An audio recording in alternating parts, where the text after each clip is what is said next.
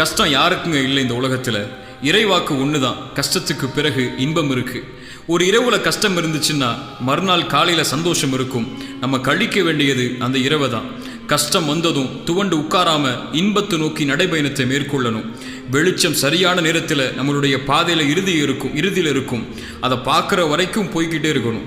ஒரு மரமாகணும், அதில் பழம் கிடைக்கணும்னா அதுக்கு ஒரு காலம் இருக்குது. மரம் வளர்றதுக்கும் ஒரு காலம் இருக்குது. அதில் பழம் கிடைக்கிறதுக்கும் 365 நாளும் கிடைச்சிடாது, அதுக்கும் ஒரு காலம் இருக்குது. ஒரு விதை போட்டவன் ஒரு மரம் வளர்றதுக்கு பழம் கிடைக்கிறதுக்கு எவ்வளவு காலம் காத்திருக்கணும். அதுபோல தான் இந்த வாழ்க்கையும். சிலருக்கு 23 வயசில் வாழ்க்கை அமையலாம், சிலருக்கு 30 வயசில் தான் அமையும். சிலருக்கு வியாபாரம் தொடங்குற உடனே லாபம் கிடைக்கும், சிலருக்கு 10 வருஷம் கழித்து தான் கிடைக்கும்.